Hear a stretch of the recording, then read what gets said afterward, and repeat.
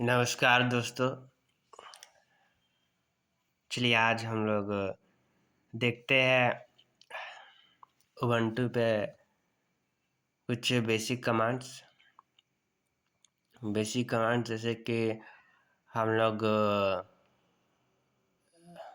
Script या base file में सबसे पहले छोटी मोटी कोडिंग्स शुरू करते हैं, छोटी मोटी प्रोग्रामिंग शुरू करते हैं। सो चलिए let's start with some basic commands.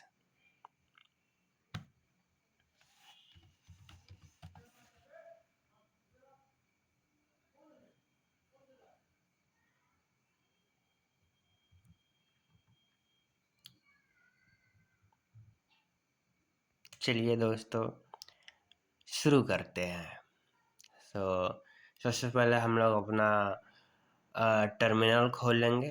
तो इसके लिए हम लोग कंट्रोल अल्ट और टी के मदद से हम लोग इस टर्मिनल को शॉर्टकट की के द्वारा खोल लेंगे।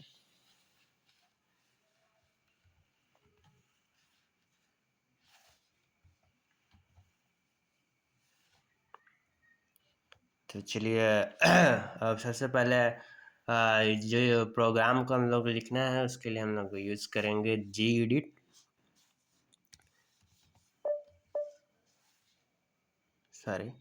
gedit।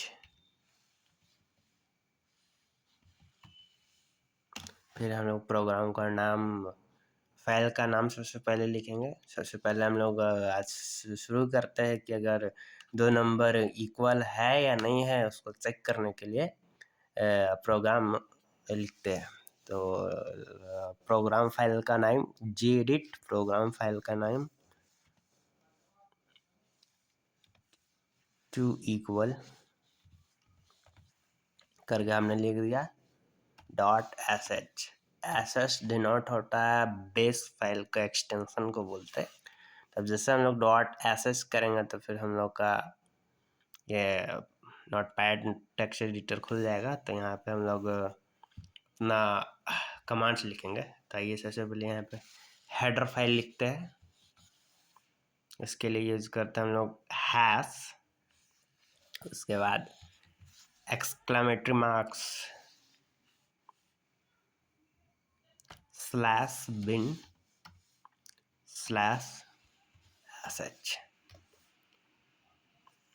तो आइए सबसे पहले कुछ कमांड्स को हम लोग जान लेंगे। जैसे इको कमांड का यूज़ होता है, हमने सी प्रोग्रामिंग में जैसे प्रिंट का पढ़ा होगा। तो इको कमांड यूज होता है डिस्प्ले करवाने के लिए। जैसे सी कमांड में हम लोग printf का यूज़ करते थे, हम लोग यहाँ इको का यूज़ करेंगे। इको का यूज़ होता है प्रिंट करवाने का। तो सबसे पहले हम लोग उसका एंटर द वैल्यू फॉर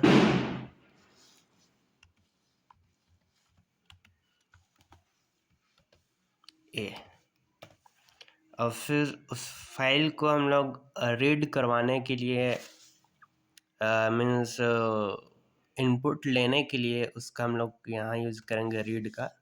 और यहाँ हमें वेरिएबल डिक्लेयर करने की कोई आवश्यकता नहीं पड़ती, हम लोग डायरेक्ट डिक्लेयर कर सकते हैं। तो रीड ए, उसका दोबारा फिर दूसरा वेरिएबल लेने के लिए इको एंटर द वैल्यू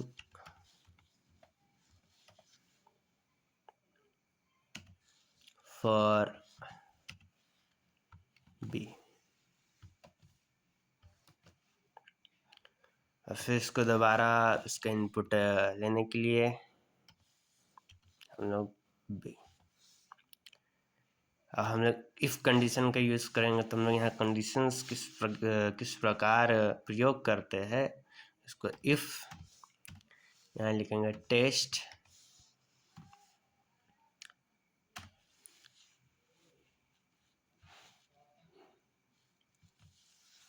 यहाँ यूज़ कर $साइन का प्रयोग करेंगे ए, क्योंकि अगर कोई वेरिएबल को हम लोग जो वेरिएबल इसमें यूज किए हैं उसको अगर हम लोग कंडीशन में यूज करते हैं और किसी भी कंडीशन में हम लोग इसको यूज़ करते हैं तो यहाँ पे डॉलर का सबसे पहले डॉलर लिखते हैं, उसके बाद वो वेरिएबल को, तो यहाँ डॉलर ए, और यहाँ हम लोग डायरेक्ट इक्वल टू नहीं, हम लोग यूज़ करते हैं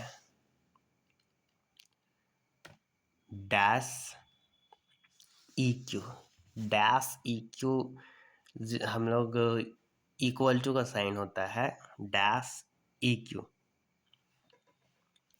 जैसे हम लोग इफ़ कंडीशन में सी प्रोग्रामिंग में हम लोगों ने कंडीशंस पढ़ा होगा, जैसे a is double equal to b, तो इसीलिए हम लोग इसमें हम लोग बिना डायरेक्टली साइन प्रयोग का उसके बस छोटे मोटे एब्रिविएशंस होते हैं। जैसे ये वहाँ हम लोग डबल इक्वल टू डिफाइन करता था कि दो वेरिएबल्स इक्वल है कि नहीं। हम लोग यहाँ पे इक्वल होने के लिए डैश ई क्यू, इसके बाद फिर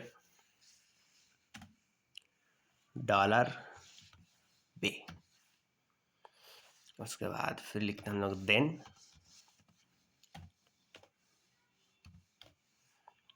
फिर लिखेंगे eco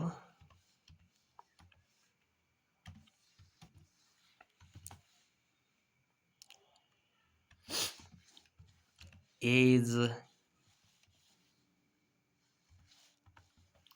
equal to B,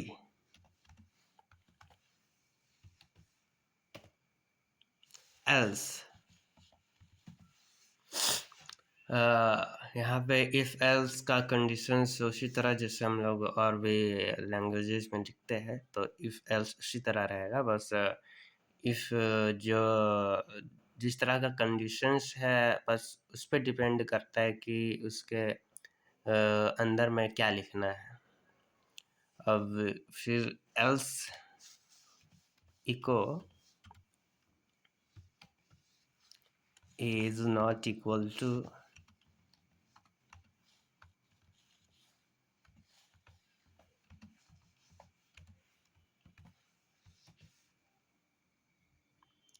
B, then at last हम लोग लिखेंगे अगर हम लोगों ने किसी भी तरह का कंडीशन यूज़ किया हो, कंडीशंस डिसीजन मेकिंग यूज़ किया हो, जैसे कि इफ़ एल्स, तो हम लोग लास्ट में इफ़ एल्स को एग्जीक्यूट करवाने के लिए एफ आई यूज़ करेंगे। अगर हम लोगों ने डिसीजन मेकिंग यूज़ किया, एफ आई एग्जीक्यूट करता फाइल को अगर वो ट्रू हो, अगर वो ट्रू नहीं होगा तो वो उस फाइल को इग्नोर कर देगा। इसीलिए हर हम लोग डिसीजन मेकिंग या कंडीशन मेकिंग में जहाँ पे जनरली इफ़ एल्स का यूज करते हैं, वहाँ पे at last F I use करते हैं ताकि वो कंडीशन को देखता है, अगर वो ट्रू है तो उसको वैलिडेट करता है, आगे प्रोसीड करता है, और अगर फॉल्स है तो उसको इग्नोर करता है।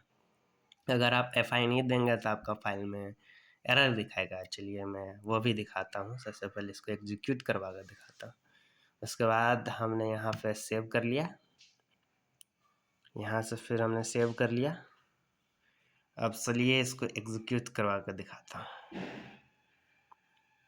टर्मिनल में गए, अब इस फाइल को हम चाहे तो ध्यान रखें फाइल को सबसे पहले सेव कर लें, अन्यथा अगर आप सेव नहीं करेंगे तो फाइल लूज हो सकता है। तो it's very necessary to save the file.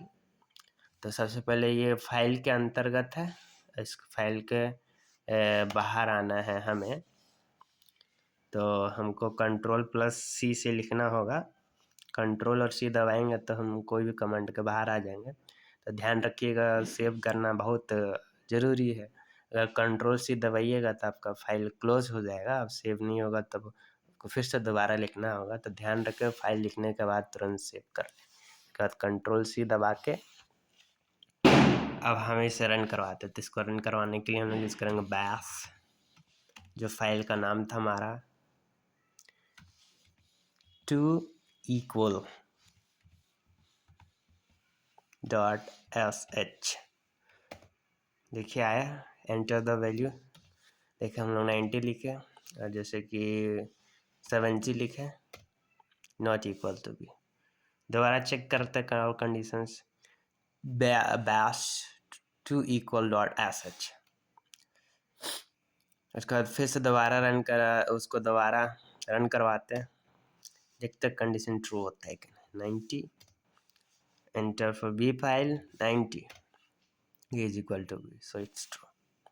अब चलिए देखते हैं अगर हम लोग FI हटा दे तो क्या कंडीशन ट्रू होता है। देखिए मैंने कहा था टेक्स्ट एडिटर हट चुका है, इसलिए मैंने कहा था सेव कर लेने के लिए। और जहाँ से हम लोग यहाँ देखेंगे कि हम लोगों ने सेव है कि नहीं, तो फाइल को लिस्ट करने के लिए हम लोग ls यूज करते हैं। अगर डायरेक्टरी को फाइल से देखना है तो ls। देखिए हम लोग two equal dot sh use किया। तो चलिए अब इस फाइल को खोलते हैं होम डायरेक्टरी में जाके। टू इक्वल sh है, इसे हम एक बार दोबारा खोले और दूसरे के हम यहाँ से 5 हटा दिए लास्ट में। Ctrl+S दबाया हमने, डायरेक्टली सेव किया, फिर टर्मिनल में गए, दोबारा हमने लिखा bash two equal dot sh, जिससे मैंने लिखा enter the value for a। यहाँ तक एग्जीक्यूट हुआ आपका कंडीशन। अब कंडीशन मेकिंग काम करेगा कि नहीं, देखिए 90। यहाँ बी में भी देखे, अब इसके बाद देखिए कंडीशन मेकिंग काम करेगा कि नहीं। देखिए two equal dot sh line 12 syntax error, unexpected end of file.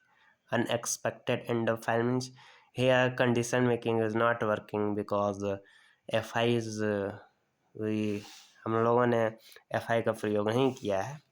तो दोबारा FI लिख के Ctrl+ सेव कर देते हैं, तो यह दोबारा उसी ढंग से काम करने लगेगा। 88 is not equal to b। So thank you, आज के लिए इतना ही रखते हैं। अगर और भी किसी तरह की दिक्कत होता आप कमेंट कर सकते हैं। धन्यवाद।